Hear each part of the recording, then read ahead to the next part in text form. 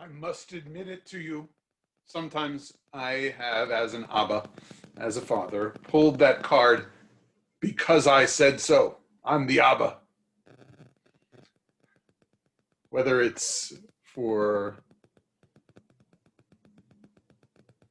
reducing the amount of negativity from my children in terms of the plans for the day and enjoining them to what the family is going to do, or it's to share a little bit of what's the right thing to do without really giving a full explanation in the moment. I have pulled out that card and said, because I'm the Abba. Some of the mitzvot and the commandments could be seen in a similar way. Because I'm God, I said to do these things, therefore you should do them. Now, lahavdil, a human mind, a human being, pulls that authority, not with an entire world, not with an entire people.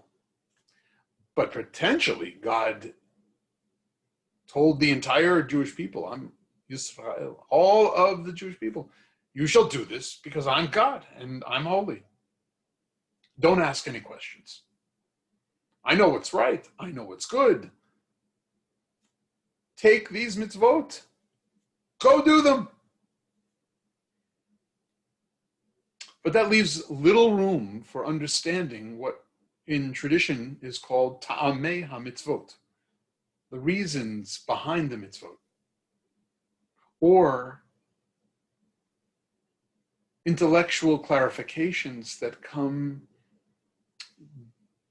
and bless our lives, the deep understandings we create that give us perspective about what the mitzvot are really for, what kind of perspective they help us achieve, and what kind of refinement, internal character refinement, they might really engender.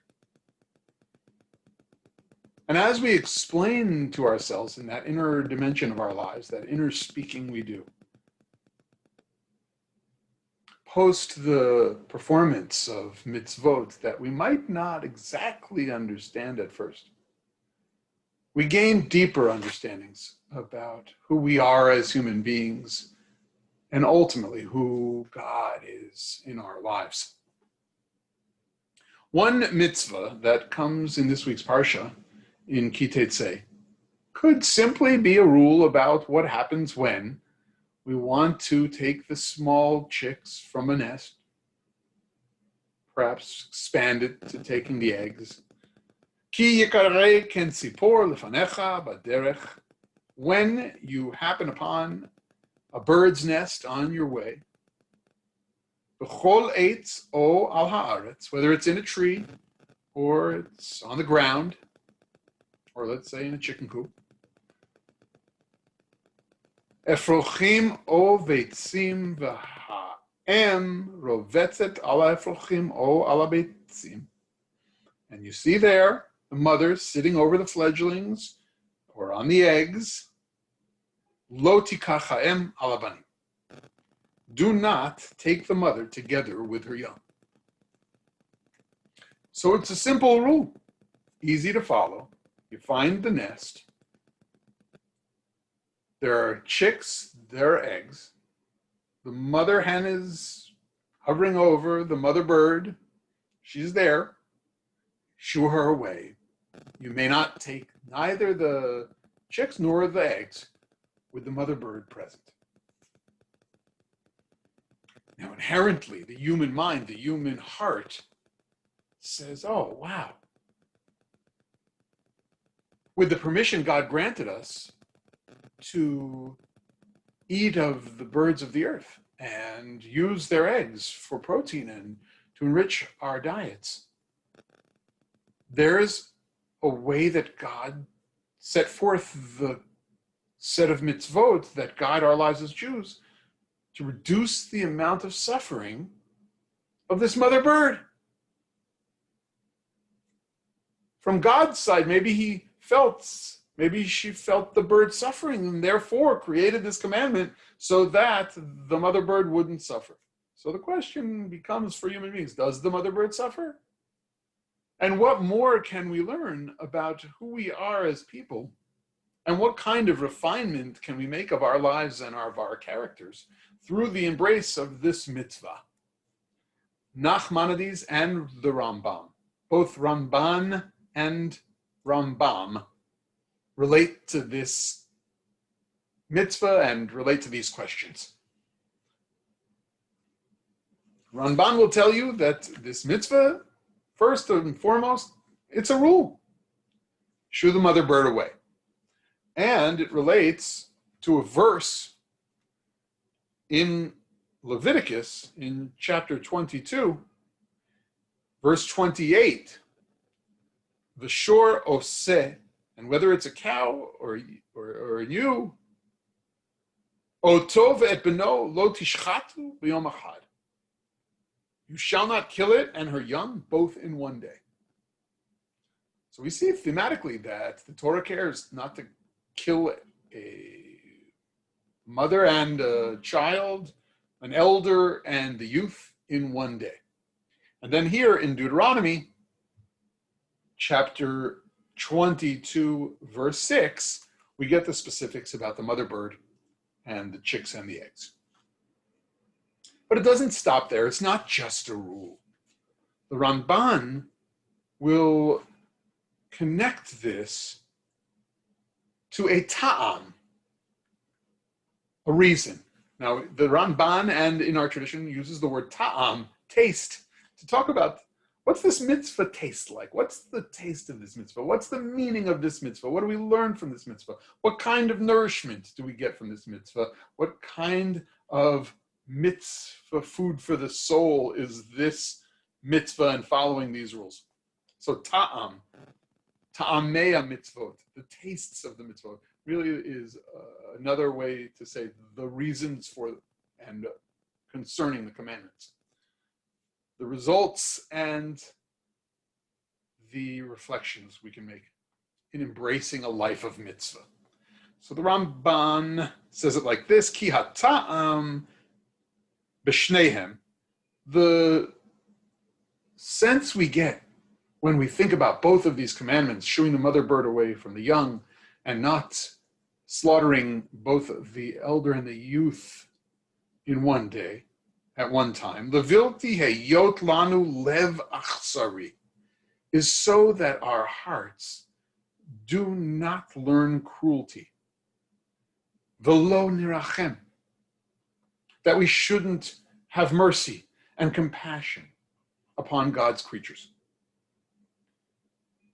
O shelo yatira katuv la'asot tashchata la'akor hamin af al pi shehitir de'ashchita b'min hahu v'hinei ha'horeg ha'em v'habanim b'yom echad o lokeach otam biyot lahem dror la'uf ki'ilu yachrit hamin hahu. The Ramban will tell you that the text might even be telling us that even though we're permitted to slaughter members of a species, we're not permitted to wipe out the species as a whole.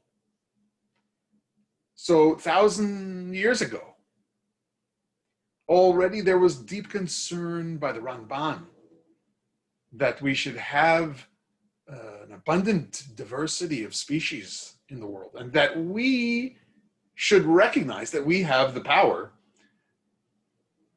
to eradicate a species if we're not careful.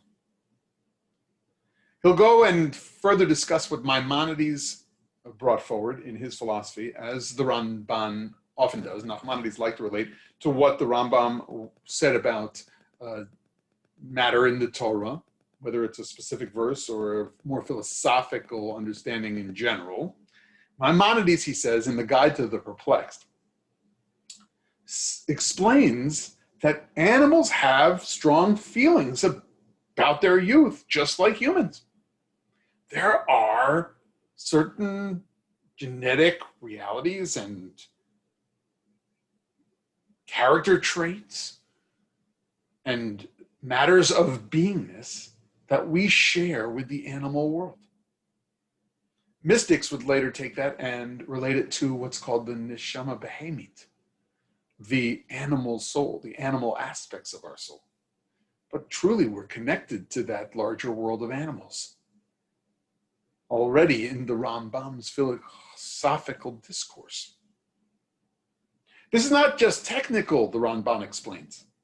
It's not just about rules, about how you slaughter and exactly casting off a mother bird before you take eggs. It's more correct to say that we are being instructed not to inure ourselves to cruelty.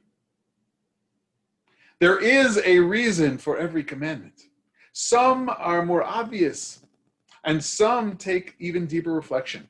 For even if the human being thought that he or she might be less cruel by doing such an act, the act in and of itself allowing for that expression of less cruelty, one should find the capacity deep in one's mind and soul to further refine our character. Lo liot achsari, don't be cruel, but tirachem, you shall surely have mercy upon God's creatures.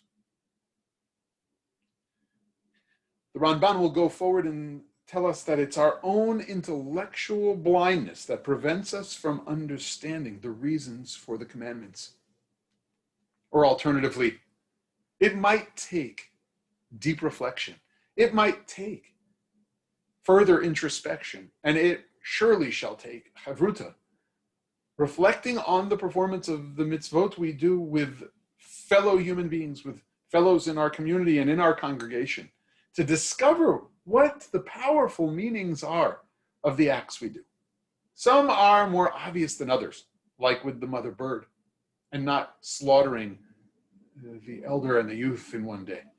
But some have yet to reveal their power and their potential message to us until the time that we begin truly exploring what mitzvot we're engaged in and what they really mean in our lives. The Ramban tells us the decrees are for our benefit, not just for the mother birds. It's not just that the Holy One takes pity on the nest or on the mother animal and her young. God doesn't prevent us from taking them after all, but God does point out we're not to be cruel. We're to have mercy, and that the human soul longs for lessons about compassion and becoming more merciful, because it may not be exactly in our nature to feel that way beyond our own nests. What a powerful message as the Jewish people prepared to become masters of their own destiny in the land of Israel. Moses' last farewell address, here it is, preparing them for not only how to create their own compassionate system of food production, but to create a way of engaging with one another that would be filled with the essential heartfelt compassion, mercy, and goodness that is at the core of living a life of mitzvot, a life of Torah. Sometimes God still says and pulls the card, because I'm God, I said so, so do it. Sometimes an Abba or an Ima can say to a child, for the sake of keeping that little one out of danger's way, or for the lessons that must be learned in the future. Because I'm the Abba, because I'm the Ima. And in those special moments where there is deep reflection, I can imagine just before falling asleep one night, recognizing and realizing what great lessons I got to learn today. I pray as a parent that we've taught some of those lessons that way. And I know when I am ready to fall asleep some evenings, thinking about the mitzvot that I was commanded to do, that I may not have wanted to even do so engagingly, That when I did them and after I did them, there is what to glean and what to gain, and what compassion to nourish in my soul through the gift of performing the commandments that we know so well as Am Yisrael, as the Jewish people, being taught by HaMitzaveh, the commander on Sinai. May you find deep meaning, ta'amei mitzvot, in all the mitzvot you do, and may we come to understand more deeply how we can build our characters through a life of Torah. Shabbat Shalom.